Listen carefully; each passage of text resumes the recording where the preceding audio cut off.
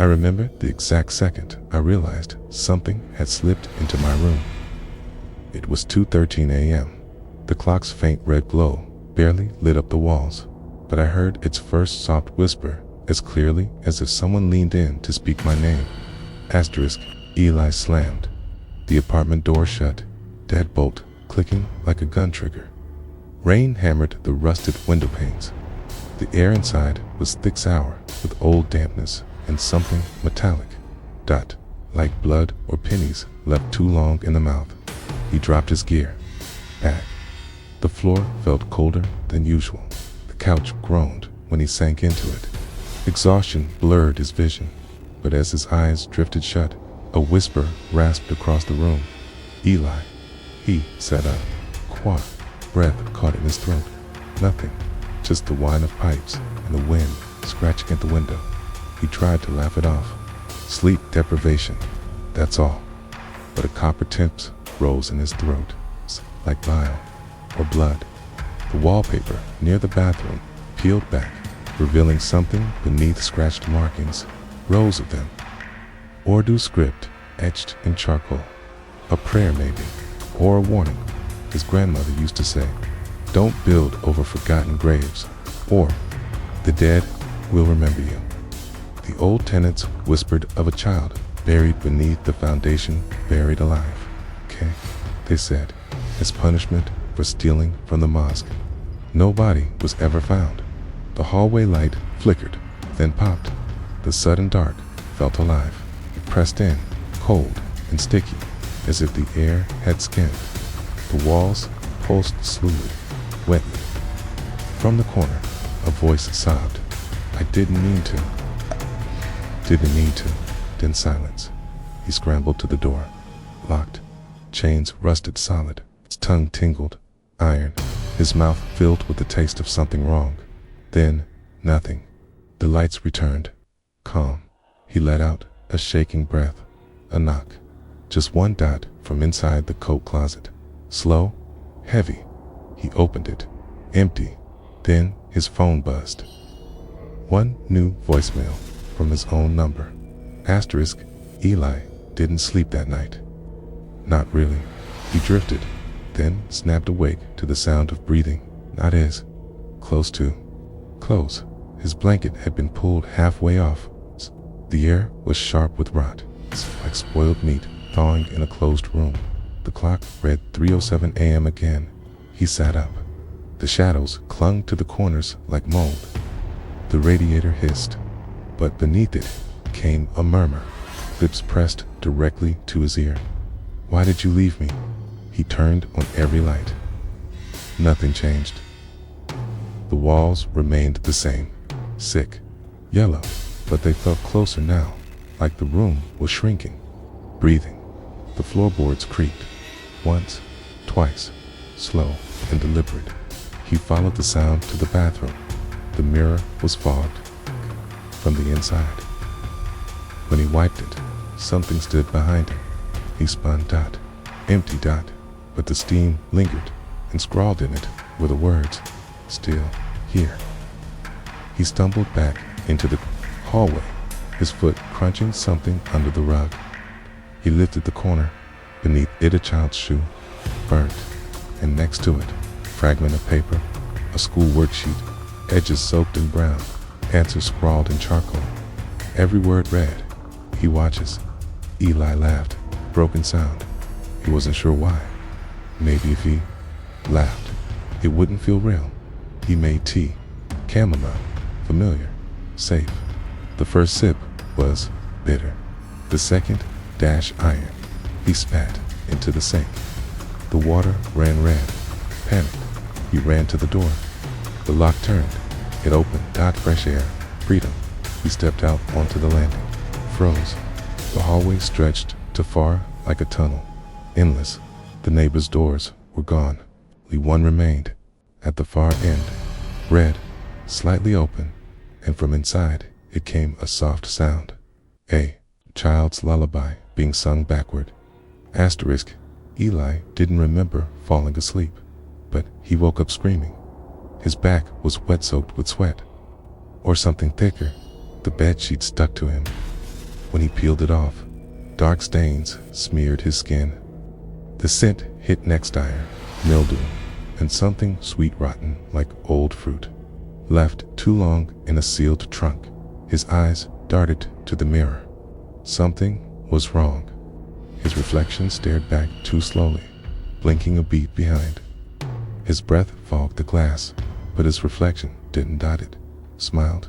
He threw a towel over it and backed away. Every corner of the apartment felt sharper now, more angular, like the walls were bending inward, watching him. He tried to call someone, anyone, but his phone buzzed violently and displayed. No SIM, no exit, no more. The static from the radio rose again, blaring without power. Behind the white noise, voices whispered over each other. It's like 100 trapped mouths murmuring through stone. Let us in, let us out. You are the key. He staggered to the kitchen. The fridge door was ajar. Inside, no food, only a pile of burnt children's drawings depicting a red door, a crooked house, and a dark figure with no face but long fingers stretching across the page. On the counter, a cracked teacup. It hadn't been there before. Inside it, something floated his own tooth. He gasped, ran to the front door, locked again. But now the hallway was pitch black, no end, only a flickering, swaying light in the distance. He stepped outside to test reality, only to find the doormat gone. Instead, a child's gravestone sat where it used to be. It read, Eli Navarro. He came home too late. From the stairwell below, something began crawling upward, slow, wet, humming, asterisk. Eli didn't know how he got back inside, or when. The apartment had changed, slightly but undeniably. The angles were too sharp, like a dream trying to copy a room, and failing. The shadows now bent toward him. The light bulbs buzzed, but didn't glow. On the kitchen table, a book, ancient, wrapped in dried, crumbling leather. The air around it pulsed with heat, then cold. Written across the front in a language he didn't recognize till his eyes adjusted. Urdu, his grandmother's tongue. He opened it. Inside, riddled pages covered in blood-dark ink. Sketches of hollow-eyed children, prayers, diagrams. One page was bookmarked with something rough, human hair. The ritual was simple in steps, but not in purpose. To sever the tether, it read, burn what was stolen, bleed what was given, and speak the dad's name backward in a mirror that doesn't reflect. He didn't understand, not all of it. The drawings matched what he'd found. His apartment had become the ritual site. The entity wasn't haunting him, it was awakening through him. The worst part, the last page was torn out. He gathered the items, the burnt shoe, the drawings, his own blood, now nose bleeding uncontrollably, stood before the mirror still draped. In the towel, he removed it. No reflection, only darkness. He began the incantation, backward, shaking, whispering. Halfway through, the mirror rippled. A hand pressed from the other side, small, childlike, but stretched too long, too thin. A voice crawled from the glass. Thank you. I couldn't speak until you said my name. The hand gripped the mirror's edge. Its cracks spread like veins. Eli screamed and smashed the book shut. Silence. Nothing moved. The mirror was empty again. He exhaled, relief, until he noticed his own reflection had returned. Only blinked first and smiled, its mouth full of children's teeth. Asterisk. Eli ran down the hallway that never ended, past doors that breathed, past wallpaper that pulsed like scan. No exits, only the red door. It waited, slightly ajar, humming low like a throat clearing in the dark. As he approached, his fingers trembled uncontrollably. The closer he got, the heavier the air became, thick with decay, static, and something chemical, like burnt copper in old hospitals. He pushed it open. Inside, a child's room, frozen in time, toys untouched. immobile, still spinning above the crib, despite no air. The music box played a lullaby, not in notes, but in whispers. Dot on the floor. A circle burned into the wood. Candles melted into bone. And in the Centera figure, small, shaking. It's back to him. Who are you? Eli whispered. The child turned.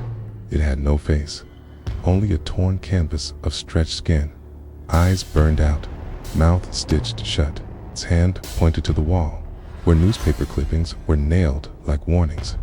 Eli stepped closer. Local boy missing. After apartment fire. Family blames broken ritual. Only one survivor. Eli Navarro. His stomach twisted. It wasn't haunting him. It was him. The fire. The forgotten child. Failed ritual he once witnessed and suppressed. Shoved into the far corners of his memory like a scar he refused to touch until now. He stumbled back. The floor groaned, cracked, then split. From the gap, a hand erupted long, dripping black fingers made of twisted ash and fingernails like shards of glass. Another hand followed. Then the head. The entity climbed out, piecing itself together from memories, grief, and bone. Eli screamed, but his voice no longer worked. Only blood poured out. The entity looked up at him, wearing his face. It whispered, "You left me in the fire. Now I live in yours." And the room collapsed into black asterisk. Eli awoke to silence. Daylight filtered through the windows. Soft, warm, too warm. The apartment looked normal. Again, no bleeding walls, no whispers, no cracked mirrors, just stillness. But something was off. The photos on the wall showed unfamiliar faces. The furniture wasn't his. The books on the shelf were in Spanish. He walked into the bathroom and looked in the mirror. His reflection blinked, then turned away without him. He backed out, slowly. The door to his room was closed now. He opened it. Inside, a crib, pink blankets, toys, a mobile spinning. Someone had moved in. A voice behind him. "You okay, honey?" A woman stood at the kitchen counter. She looked confused by his presence, like she'd only just noticed him. "Who are you?" he choked out. She frowned. "You're the neighbor from upstairs, right? You helped us move in." Eli couldn't speak, couldn't breathe. He turned and ran to the hallway. Outside, everything looked the same building, same rusted handrails, but the world felt slightly wrong, like it was echoing itself, off by half a second. And the red door. Gone. Only wall now. He checked his phone. No signal, no apps, only one note saved. "You traded places. He walks free now." Eli looked down at his hands. They were smaller, PALER, childlike. He spun around, heart hammering. The mirror inside the apartment window reflected the woman, the baby's room behind her. And Eli, not a man, but a boy. Trapped, mouth sewn shut, screaming. Silently, as the new Eli, the entity, wearing his skins, smiled politely and handed the woman her coffee. She thanked him. He nodded, looking straight at the mirror at him, then winked.